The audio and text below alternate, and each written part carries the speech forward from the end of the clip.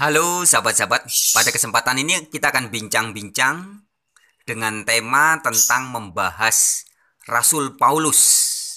Ya. Judulnya adalah Paulus yang tertuduh dan terfitnah. Ini akan menjadi video yang berseri dan ini adalah video yang pertama ya sahabat-sahabatku. Baik teman-teman semuanya, saya adalah seorang wartawan Injil. Warta Injil atau kabar Injil yang saya beritakan adalah Injil Yesus Kristus sebagaimana tertulis di dalam Alkitab. Nah, pada kesempatan ini kita akan membahas bagaimana dengan tulisan-tulisan Rasul Paulus. Tulisan-tulisan Rasul Paulus sesungguhnya adalah juga mengabarkan Injil yang sama dengan Injil yang dikabarkan oleh Yesus Kristus, yaitu Injil Kerajaan Allah. Ya, sekali lagi sebagai awalan saya tekankan bahwa sesungguhnya warta gembira atau Injil yang dikabarkan oleh Rasul Paulus adalah Injil yang sama persis dengan Injil yang dikabarkan oleh Yesus Kristus. Nah, sehingga melalui video-video ini nanti saya akan membuktikan bahwa Rasul Paulus, jika selama ini ada beberapa kelompok orang yang suka menuduh dan memfitnah Rasul Paulus tentang beberapa hal, ya, kita akan membedahnya. Dan saya akan membuktikan bahwa Rasul Paulus sesungguhnya tidak seperti yang difitnahkan oleh sebagian orang itu. Sebab ajaran dari Rasul Paulus atau Injil yang diwartakan oleh Rasul Paulus adalah Injil yang sama persis dengan Injil yang dikabarkan oleh Yesus Kristus. Jika Yesus Kristus mewartakan Allah, kerajaan Allah adalah kerajaan dari Allahnya Yesus, yaitu yang oleh Yesus disapa sebagai Bapa yang ada di surga. Begitupun dengan hal yang disampaikan oleh Rasul Paulus. Ya, jadi pada video seri bertajuk Paulus yang tertuduh dan terfitnah bagian pertama ini, kita akan membahas tentang Allah yang dikabarkan oleh Rasul Paulus. Siapa sebenarnya? Mengapa ini penting sahabat-sahabatku? Karena ada beberapa orang yang mengaku kelompok-kelompok golongan-golongan tertentu sering sekali menyiarkan kabar-kabar bahwa Rasul Pauluslah perusak ajaran Yesus. Rasul Pauluslah yang mengajarkan ajaran Trinitas. Rasul Pauluslah yang menganggap Yesus Kristus sebagai pribadi kedua dari Allah Trinitas. Nah, pada kesempatan ini, di bagian pertama ini, saya ingin membuktikan kepada teman-teman, sahabat-sahabat semuanya, bahwa tuduhan-tuduhan yang seperti itu hanyalah tuduhan yang tanpa dasar dan bukti yang alkitabiah. Sehingga jika sesuatu tuduhan tidak bisa diberikan bukti atau tuduhan yang tanpa bukti, maka anak TK, anak SD pun akan berteriak, itu fitnah. Ya. Jadi suatu tuduhan jika tanpa bukti maka itu akan menjadi fitnah.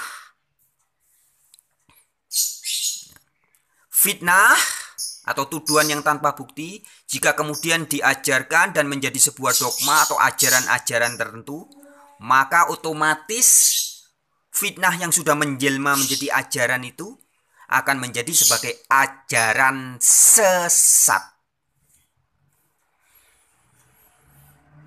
Baik, mari kita langsung mulai ya kawan-kawanku. Sebenarnya bagi siapapun yang mau membaca tulisan-tulisan Rasul Paulus yang tertulis di kitab Perjanjian Baru, ya, jadi di Alkitab kita ini, dalam kitab Perjanjian Baru banyak tulisan-tulisan Rasul Paulus. Sedikitnya ada sekitar 13 surat-surat Rasul Paulus. Nah, tapi sebelumnya saya ingin bacakan pembukaan dengan sebuah ayat.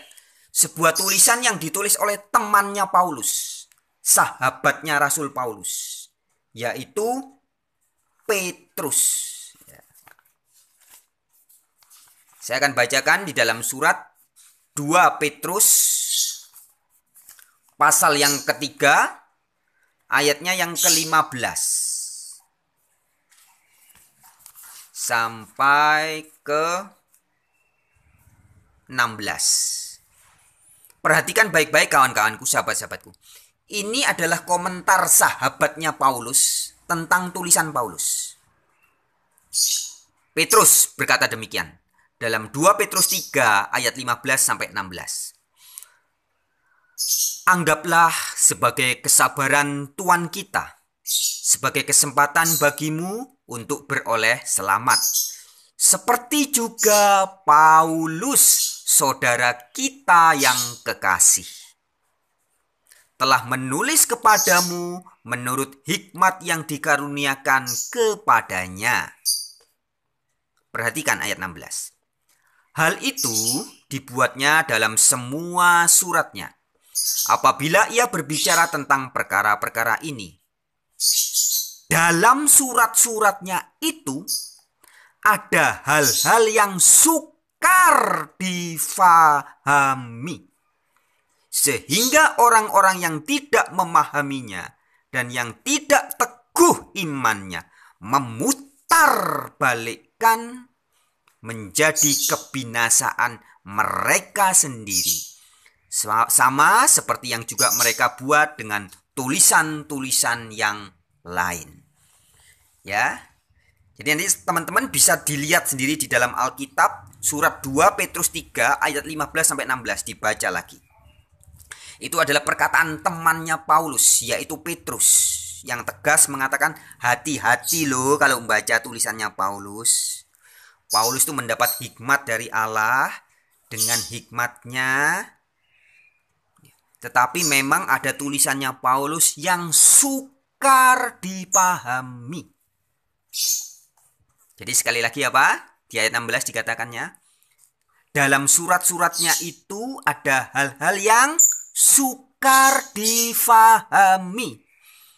Nah, karena sukar atau sulit dipahami, akibatnya apa? Di situ dikatakan oleh Petrus. Sehingga orang-orang yang tidak memahaminya dan yang tidak teguh imannya memutar balikannya. Nah, sahabat-sahabatku, jadi kita sudah diingatkan ya oleh sahabatnya Paulus sendiri, yaitu Petrus, bahwa Paulus saudara kita yang kekasih katanya. Jadi Paulus ini dianggap orang yang dikasihi oleh Petrus.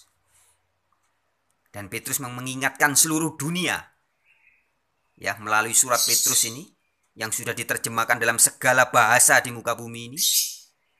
Rasul Petrus mengingatkan kita supaya kita hati-hati loh kalau membaca tulisan Paulus. Kira-kira begitu. Baik sahabat, kita langsung masuk ke tema pertama. Benarkah Paulus mengajarkan Trinitas? Atau benarkah Allah yang diwartakan oleh Rasul Paulus berbeda dari Allah yang diwartakan oleh Yesus Kristus? Jawabannya secara Alkitabiah adalah tidak benar. Semua orang yang mengatakan bahwa Rasul Paulus mengabarkan Allah yang lain, Rasul Paulus mengabarkan Allah yang berbeda daripada Allah yang dikabarkan oleh Yesus, semua ini hanyalah hoax, tuduhan, fitnah yang diberikan orang kepada tulisan-tulisan Paulus. Sementara fakta yang sesungguhnya adalah apa? Ya, ingat sahabat-sahabatku, di dalam kitab Perjanjian Baru ini ya, tulisannya Rasul Paulus ada sekitar 13 surat. Dan ini bisa dibaca dalam segala bahasa manusia. Bahasa Indonesia, bahasa Inggris, ya, bahasa Jepang dan sebagainya. Ya. Di Indonesia sendiri saudara-saudari bisa mendapatkan Alkitab ini ada yang bahasa Jawa, ada bahasa Batak, ada bahasa Madura, ada bahasa Bali, bahasa Nias, dan sebagainya. Sehingga orang bisa melihat dan bisa meng-cross-check sendiri. Apalagi ini zaman now. Alkitab elektronik sudah begitu mudah. Kita download aplikasinya, ada di HP Android kita, dan kita bisa melihat. Jadi itu sudah tidak ada alasan lagi untuk orang cuma percaya soal Paulus dari kata orang, dari cerita ini, dari kata si A, dari kata si B, ataupun dari kata wartawan Injil. Jangan asal percaya, tapi juga jangan asal tidak percaya. Cek sendiri, cross check lagi sendiri, teliti sendiri, baca sendiri. Baik sahabat-sahabatku, di dalam 13 surat-surat Paulus yang tertulis di Alkitab ini, saya sudah bolak-balik membaca ya, surat-surat Paulus itu sudah saya mulai mempelajarinya sejak tahun 1998. Nah, itu berapa tahun yang lalu ya. Dan saya jumpai, saya temui, tidak ada satupun ajaran dari Rasul Paulus ketika berbicara tentang Allah. Rasul Paulus menunjuk kepada Allah yang lain. Tidak. Malahan yang saya dapati dalam 13 surat-surat Rasul Paulus, baik di salam-salam pembukanya, ataupun sebagian di salam penutupnya, Rasul Paulus sangat jelas mengabarkan Allahnya Yesus Kristus. Ya. Dalam hampir ke-13 surat-surat Rasul Paulus itu, baik di salam pembuka maupun salam penutup, Paulus tegas mengatakan bahwa Allah yang dia kabarkan adalah Allah dan Bapaknya Tuhan Yesus Kristus. Sekali lagi, di dalam semua surat-surat Paulus, Paulus begitu jelas, terang benderang, tidak multitafsir. Artinya terang benderang itu terang, kita membaca itu ceto welo-welo, tidak multitafsir, tidak ambigu. Dalam semua salam-salam pembuka ataupun sebagian salam penutup surat-surat Paulus, Paulus mengabarkan Allah yang dia kabarkan adalah Allahnya Yesus Kristus. Salah satunya nanti kita akan bahas di dalam surat Efesus pasal 1 ayat 17. Ayat 3 dan ayat 17 itu bunyinya sama. Ya. Bapak yang dikabarkan oleh Paulus adalah God and Father of our Lord Jesus Christ. Ya. Jadi Allah yang diwartakan oleh Paulus bukan the Trinity, bukan Trinitas, bukan tiga pribadi Allah dalam satu hakikat, bukan. Tetapi Allah yang diwartakan atau dikabarkan oleh Rasul Paulus adalah the God and Father, atau Allah dan Bapaknya our Lord Jesus Christ, Tuhan kita Yesus Kristus. Ya, sahabat-sahabatku, salah satu ayatnya yang juga sebenarnya terang benderang ya, sudah sering saya ulas di beberapa kesempatan yang terdahulu, yaitu di dalam 1 Korintus pasal 8 ayat 6. Ini adalah pengakuan imannya Rasul Paulus. 1 Korintus 8 ayat 6. Yaitu Rasul Paulus mengatakan begitu jelas bahwa namun bagi kita hanya ada satu Allah saja, yaitu Bapa. Jadi jelas Allahnya Paulus adalah Bapa. Bapa itulah yang oleh Yesus di dalam Yohanes 20 ayat 17, Yesus berkata, Bapakku dan Bapamu, Allahku dan Allahmu. Jadi yang oleh Paulus disebut sebagai Bapa itu, ya itulah Allahnya Yesus dan juga Allahnya Paulus. Allah seluruh dunia, Allah kita semua. Dialah yang disebut sebagai Bapa. Atau yang di dalam perjanjian lama, dalam kitab Yesaya 63 dan Yesaya 64, dan di dalam Ulangan 32 dikatakan Yahwa adalah Bapa kita.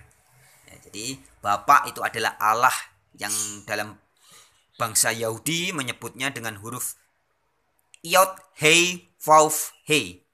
Ada yang membacanya Yahweh, ada yang membacanya Yahwa, ada yang membacanya Yehova. Itulah Allah yang dikabarkan oleh Rasul Paulus. Baik, sekarang kita akan bahas dalam surat Efesus pasal yang ke-1 ayat 17. Di sini ada tertulis demikian. Dan meminta kepada Allah Tuhan kita Yesus Kristus, yaitu Bapa yang mulia itu. Nah, sahabat-sahabatku, bagi beberapa orang pengajar gereja-gereja Wanes Pentakostal khususnya ya, secara serampangan memahami ayat ini secara keliru. Jadi ketika dia membaca dalam teks Alkitab terbitan Lembaga Alkitab Indonesia ini, yang tertulis Allah Tuhan kita Yesus Kristus, yaitu Bapa yang mulia itu. Maka dengan serampangan ayat ini diartikan bahwa Bapa yang mulia itu adalah Allah Yesus Kristus, atau Yesus Kristus itulah Allah. Nah, padahal maksudnya Lembaga Alkitab Indonesia ketika menulis Allah Tuhan kita Yesus Kristus, yaitu Bapa yang mulia itu, maksudnya adalah Allahnya Tuhan kita Yesus Kristus, atau Allah dari Tuhan kita Yesus Kristus. Bukan bahwa Yesus Kristus Tuhan kita ya Allah itu sendiri, bukan. Nah, sahabat-sahabatku, sebenarnya ini gampang ya. Memang dalam bahasa Indonesia itu kan kita menyebut, misalkan dalam Alkitab Perjanjian Lama disebut Allah Abraham, Allah Ishak, Allah Yakub. Tentu kita memahami bahwa maksudnya Allah Abraham itu artinya adalah Allahnya Abraham. Allah Israel maksudnya Allahnya Israel. Bukan berarti Allah Abraham adalah Allah yang namanya Abraham, bukan begitu. Atau Allah Israel bukan berarti Allah yang namanya Israel, bukan begitu. Maka ketika kita dalam bahasa Indonesia membaca atau mengartikan makna Allah Abraham, itu artinya adalah Allahnya Abraham. Begitupun ketika di dalam Efesus 1 ayat 17 ini, Lembaga Alkitab Indonesia tidak ada katanya di situ. Tetapi Allah Tuhan kita Yesus Kristus, itu maksudnya bukan Tuhan Yesus adalah Allah kita, bukan, tapi Allahnya Tuhan kita Yesus Kristus. Buktinya apa? Kita bisa sangat gampang sebenarnya kalau kita mau membandingkan versi terjemahan bahasa lain. Misalkan bahasa internasional. Di dalam bahasa Inggris jelas dalam semua Alkitab bahasa Inggris, teks Efesus 1 ayat 17 tertulis God of our Lord Jesus Christ. Ya. Ada kata of di situ yang artinya adalah nya. Jadi God of itu Allahnya atau Allah dari. Jadi God of our Lord Jesus Christ berarti Allah dari Tuhan kita Yesus Kristus atau Allahnya Tuhan kita Yesus Kristus. Ini sangat jelas.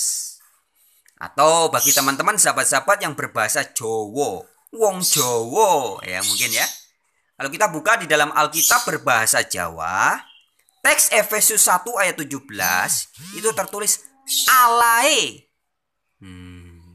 Alahe. Jadi Allah itu artinya Allahnya atau Allah dari.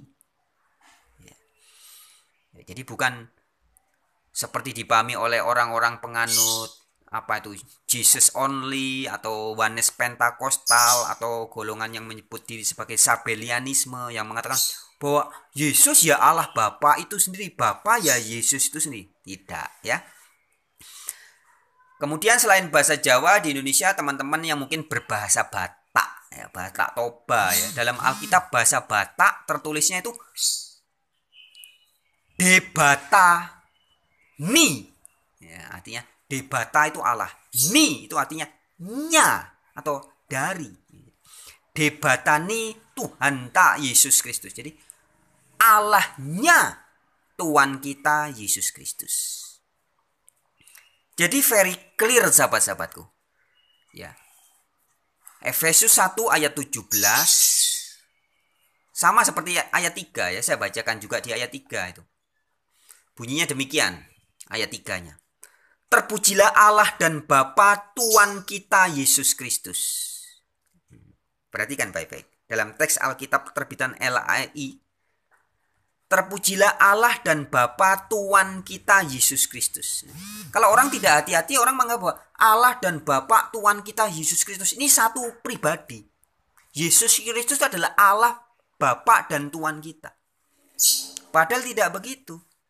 Kalau di teks bahasa Inggris jelas. Allah dan Bapa Tuhan kita Yesus Kristus. Ini dalam versi Alkitab bahasa Inggris tertulisnya God and Father of. Nah, ada kata of. Artinya nya atau dari. Jadi Allah dan Bapaknya Tuhan kita Yesus Kristus. Jadi sahabat-sahabatku, sangat jelas. Efesus adalah salah satu surat Paulus ya. Dalam surat-surat Rasul Paulus, Paulus tegas, terang benderang. Kalau orang Jawa bilang cetho welo-welo. Mengabarkan Allah yang sama dengan Allah yang dikabarkan baik dalam Injil Matius, Injil Markus, Injil Lukas, Injil Yohanes, maupun yang dikabarkan dalam kitab Perjanjian Lama yang disebut sebagai Yahwa atau Bapa, yaitu God of our Lord Jesus Christ. Allahnya Tuhan kita Yesus Kristus.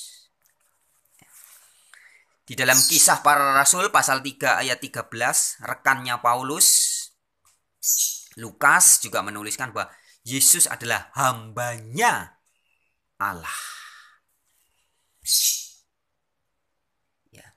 Paulus juga menyebut Yesus sebagai perantara dari Allah. Ayatnya ada di 1 Timotius 2 ayat 5 misalkan ya. Allah itu satu.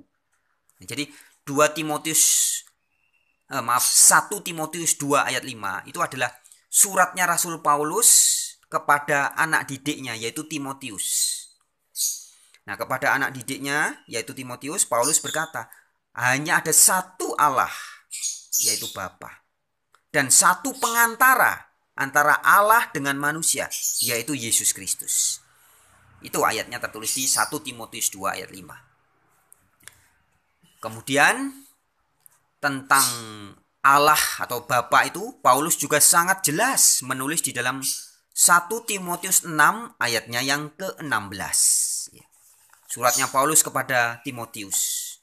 Ketika berbicara tentang Allah itu, Paulus mengidentifikasi Allah itu adalah ayat 16 ya. 1 Timotius 6 ayat 16. Saya bacakan. Dialah satu-satunya yang tidak takluk kepada maut.